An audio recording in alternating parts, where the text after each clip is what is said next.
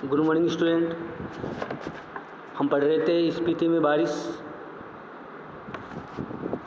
वो चैप्टर अब आगे लाहौल स्पीति की बात चल रही थी। मैं ऊंचाई के माप के चक्कर में नहीं हूँ और नहीं इनसे होड़ लगाने के पक्ष में हूँ, यानी मैं होड़ भी नहीं लगाता हूँ, मुझे होड़ लगानी भी नहीं है। वह एक बार लोसर में जो कर लिया सो बस है। इन पहाड़ियों से होड़ लगाना मृत्यु है। हाँ, कभी कभी उनका मान मर्दन करना, मान मर्दन यानी उनका घमंड तोड़ना मर्द और औरत की शान है। मैं सोचता हूँ कि देश और दुनिया के मैदानों से और पहाड़ों से युवक युवतियाँ आए और पहले तो स्वयं अपने अहंकार को गलाए, यानी पहले तो खुद के घमंड को कम करे, यानी घमंड नहीं होना चाहिए। फिर इन चोटियों के अहंकार को चूर करे। पहले खुद के घमंड को ख़त्म करो, उसके बाद में फिर चोटियों के अहंकार को चूर करो। उस आनंद का अनुभव करे जो साहस और कुव्वत से यौवन में प्राप्त होता है। अहंकार का ही मामला नहीं है ये माने कि चोटियाँ बूढ़े लामाओं के जाप से उदास हो गई है। बूढ़े जो लामा थे, जो बौद्ध धर्म में लामा होते हैं, बौद्ध भिक्षु, उनके जाप से ये जो चोटियाँ हैं ये उदास हो गई है, यानी वहाँ की जो सरसता है वो ख़त्म हो गई है। युवक युवतियाँ किलोल करे तो शायद ये भी हर्षित हो, यानी खुश हो। अभी तो इन पर स्पीति का आर्तनाद जमा हुआ है, स्पीति का ये इसमें आर्तनाद जमा हुआ है। वह इस युवा टास की गर्मी से कुछ तो पिघले, ये एक युवा निमंत्रण है। वह युवा निमंत्रण है कि स्पीति में लोग आए और यहाँ आकर जो है थोड़ा कल्लोल करे, यहाँ आकर थोड़ा सा इसकी जो वीरानगी है इसे दूर करे। ठीक है, देखो ये बहुत मंत्र बताएगा। ओम मणिम पद्म्यो ओम, ये ध्वनि मंत्र है जो ध्यान साधना के लिए प्रयुक्त होता है। बोधिसत्व आर्य अवलोकितेश्वर ने इस मंत्र का सबसे पहले उच्चारण किया था। इसके उच्चारण से करुणा की उत्पत्ति होती है। ये स्पीति नजर आ रही है, पहाड़ों पे बनी हुई है, हरियाली बिल्कुल नाम मात्र की भी नहीं है यहाँ पर।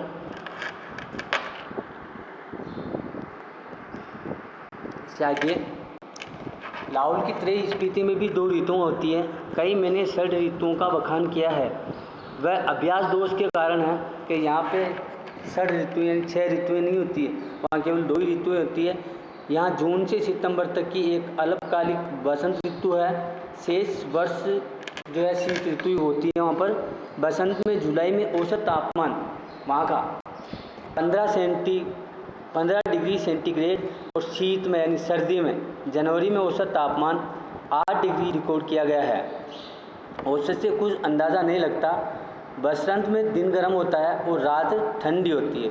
शीत में क्या होता है इसकी कल्पना भी नहीं की जा सकती, कभी रहकर देखा जा सकता है वहाँ पर। स्पीति में बसंत लाहौल से भी कम दिनों का होता है।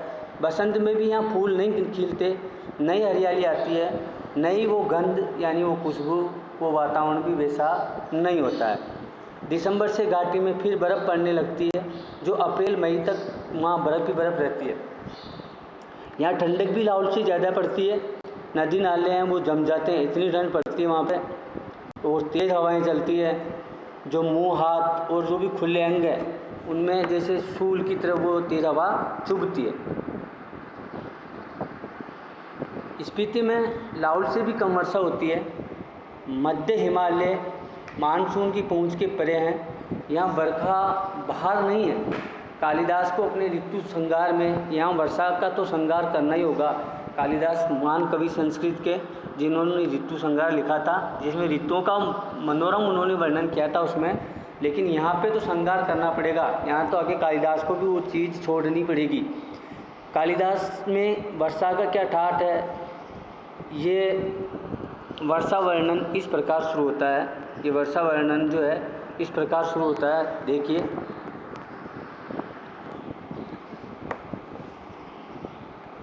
पीरियड जल की फुहारों से भरे बादलों के मतवाले हाथी पर चढ़ा हुआ, चमकती हुई बिजलियों की झंडियों को फहराता हुआ और बादलों की गरज के नगाड़े बजाता हुआ ये कामीजनों का प्रिय पावस यानी प्रिय वर्षा ऋतु राजाओं का सा उनके समान ठाट बाट बनाकर आ पहुंचा है।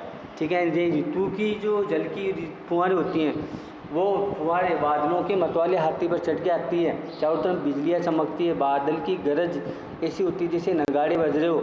और ये जो कामीजनों का प्रिय पावस है जो राजा के समान वहाँ पे ठाट बाट बनाकर आया हो। ठीक है, ये पाउस यहाँ नहीं पहुँचा है, यानी ये ऋतु जो कालिदास की फेवरेट ऋतु है वो वहाँ नहीं पहुँची है। कालिदास की वर्षा की शोभा विंध्याचल में है, हिमाचल की इन मध्य की घाटियों में नहीं है। मैं नहीं जानता इसका लालित्य लाहौल स्पीति के नर नारी समझेंगे भी या नहीं। वर्षा इनके संवेदन का अंग नहीं है, वह ये जानते नहीं हैं कि बरसात में नदियाँ बहती है, बादल बरसते हैं, मस्त हाथी छिंगाड़ते हैं, जंगल हरे भरे हो जाते हैं, अपने प्यारों से बिछड़ी हुई स्त्रियां वो रोती कलपती है, यानी उनकी विरह वेदना बढ़ जाती है जिनके पति बाहर होते हैं। ठीक है, मोर नाचते हैं और बंदर चुप मारकर जो गुफा में जा छिपते हैं। यानी ये सब प्राकृतिक क्रियाकलाप जो होते हैं। ठीक है, बारिश का होना, जंगलों का हरा भरा होना, मोर का नाचना, बंदर का चुप होना, ये सब प्राकृतिक क्रियाकलाप है जो बारिश की ऋतु में संपादित होते हैं। ठीक है, अगर कालिदास यहाँ आकर कहे कि आप अपने बहुत से सुंदर गुणों से सुहानी लगने वाली, स्त्रियों का जी खिलाने वाली, पेड़ों की टहनियाँ और बेलों की सच्ची सखी तथा सभी जीवों का प्राण बनी हुई वर्षा ऋतु आपके मन की सब साध पूरी करे, साध यानी इच्छाएं पूरी करे, अभिलाषाएं पूरी करे, तो शायद स्पीति के नर नारी यही पूछेंगे कि ये देवता कौन है, कहाँ रहता है और यहाँ क्यों नहीं आता। यानी ये देवता जो है, देवता के बारे में भाई ये कौन सा देवता है बारिश का जो हमारे यहाँ पे नहीं आता है। ठीक है ना। स्पीति में कभी कभी बारिश होती है। वर्षा ऋतु यहाँ मन की साथ पूरी नहीं करती। धरती सूखी ठंडी और विंध्या रहती है। विंध्या यानी बंजर रहती है वहाँ की धरती, क्योंकि बारिश होती नहीं है। वहाँ सर्द ऋतु ही है, केवल चारों तरफ बर्फ़ है। ठीक है, पानी की भी कमी है, तो धरती में से सूखी है, ठंडी है और बंध्या यानी बाँझ की तरह है, अनुपजाऊ है। स्पीति में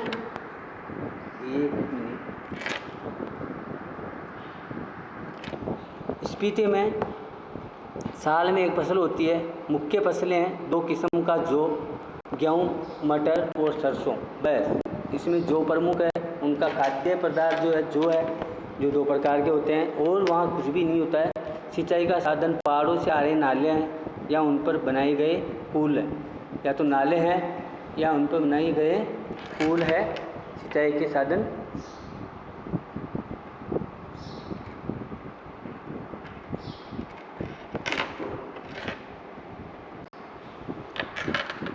तो वहाँ पे फसलें ये हैं और पानी भी यही है।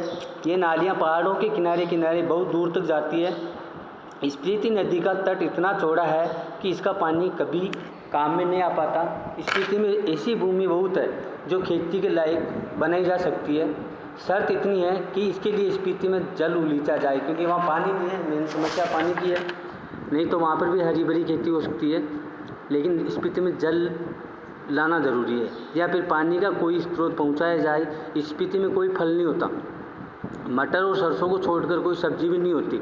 शायद ऊंचाई, वायुमंडल के दबाव में कमी, ठंड की अधिकता, वर्षा की कमी वगैरह जो है, इनके कारण यहाँ पे पेड़ नहीं होती हैं, क्योंकि ऊंचाई ज़्यादा है, वायुमंडल में दबाव है, ठंड की अधिकता रहती है, वर्षा की कमी रहती है। इसकी स्थिति विशेषकर नंगी है, वीरान है, यानी अनुपजाऊ है। कहने का तात्पर्य है वर्षा यहाँ एक घटना है, एक सुखद संयोग है। एक घटना है, एक सुखद संयोग है, सुख देने वाली है। हम काजा के डाक बंगले में सो रहे थे तो लगा कि कोई खिड़की खड़का रहा है। यानी जब लेखक जो है डाक बंगले में सो रहे थे तो ऐसा लगा कोई खिड़की पर जो है थाप थाप दे रहा है। आधी रात का भी पिछला पैर है, आधी रात का तीसरा पैर। इस समय कौन हो सकता है? लैंप की लो तेज़ की, खिड़की का एक पल्ला खोला तो तेज़ हवा का झोंका मुंह और हाथों को जैसे छीलने लगा। ठंडी ठंडी लह रही थी। मैंने पल्ला भिड़ा दिया और उसकी आड़ में देखने लगा। देखा कि बारिश हो रही थी। मैं उसे देख नहीं रहा था, सुन रहा था। अंधेरा, ठंड और हवा का झोंका आ रहा था। जैसे बर्फ़ का अंश लिए तुषार जैसी बूंदें पड़ रही थी, जैसे नगाड़े पर थाप पड़ रही थी। डूंग चैन को हवा बजा रही थी। माँ संग की धमनी जैसे पूरी घाटी में तैर रही हो। स्पीति की घाटी में वर्षा हो रही थी। कमरे में ठंड जो है बहुत ज़्यादा बढ़ चुकी थी। मैं बिस्तर में पड़ा पड़ा मालूम नहीं कब सो गया, कब जाके लेखक को नींद आ गई। लेकिन ये हसरत है कि वहाँ पे जो बारिश हुई, जहाँ बिल्कुल बारिश नहीं होती है, सुबह जब लेखक उठे, चाय पीते पीते सुना कि स्पीति के लोग कह रहे हैं कि हमारी यात्रा सुबह स्पीति में बहुत दिनों के बाद में बारिश हुई है। तो ये था स्पीति में बारिश पाठ हमारा, जो कि पूरा हो गया। समझ में आया होगा आपको, ठीक है। स्पीति के बारे में विशेष रूप से स्पीति और लाहौल उसके बारे में बात की गई है इस पाठ में। और वहाँ की जो भौगोलिक स्थिति है, उस भौगोलिक स्थिति से हमको जो अवगत कराया है। भाई वहाँ की भौगोलिक स्थिति क्या है स्पीति की, उसके बारे में अब आ जाते हैं हम क्वेश्चन आंसर में। पाठ के साथ इतिहास में स्पीति का वर्णन नहीं मिलता। क्यों? क्योंकि उसके बारे में बहुत कम लिखा गया है, या वो भारत से कटा हुआ क्षेत्र रहा है। तो पहला, दूसरा, तीसरा, चौथा, पांचवा और छठा, यानी ये पाठ के हिसाब के तो 6 के 6 ही आपको करने हैं। पाठ के आसपास में बात करते हैं अब हम। स्पीति में बारिश का वर्णन एक अलग तरीके से किया गया है। आप अपने यहाँ होने वाली बारिश का वर्णन कीजिए, यानी अपने यहाँ जो बारिश का मौसम होता है, बारिश हो ही रही है, अभी भी बारिश का मौसम चल ही रहा है, ठीक है। तो बारिश के मौसम में आपको क्या क्या परिवर्तन देखने को मिलते हैं, क्या क्या नई चीज़ देखने को मिलती है, किस चीज़ से आप परेशान होते हैं, किस चीज़ से आप खुश होते हैं, हरियाली के बारे में। और भाई बारिश का मौसम है तो घूमने का प्रोग्राम बन जाता है, बारिश का मौसम हो तो और भी मतलब जो है कई कई दर्शनीय स्थल वहाँ चलो, पानी आ चुका होगा।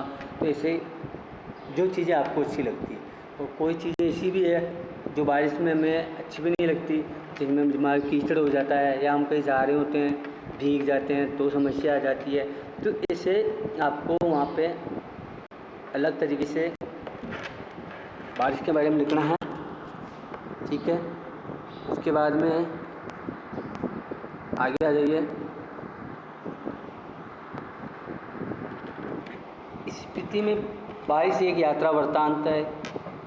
इसमें यात्रा के दौरान जो है किए गए अनुभव, यात्रा स्थल से जुड़ी विभिन्न जानकारियों का बारीकी से वर्णन किया गया है। तो आप भी किसी ऐसी यात्रा का वर्णन करना आपको 200 शब्दों में, यानी निबंधात्मक हो गया, ठीक है। दूसरा प्रश्न मतलब चौथा, लेखक ने स्पीति की यात्रा लगभग 30 वर्ष पहले की थी। 30 वर्षों में क्या स्पीति में कुछ परिवर्तन आया होगा क्या? यानी ये मैं कल्पना से लिखना है, अनुमान से लिखना है कि अब उस वहाँ पे उस जगह जो है परिवर्तन आया होगा, या अभी भी वो वैसा का वैसा ही बारिश से कटा हुआ, वीरान, जहाँ सिंचाई के साधन नहीं, परिवहन की कमी, जहाँ पे ये इंटरनेट नहीं, दूर से संचार के साधन नहीं। तो ऐसा क्या लगता है आपको? अपने शब्दों में लिख देना ये, ठीक है। उसके बाद में भाषा की बात ये छोड़ दीजिए, ये नहीं करना है। ये शब्द छवि ये भी छोड़ दीजिए, ये भी नहीं करना, ठीक है। ये हमारा पाठ हो गया स्पीति में बारिश के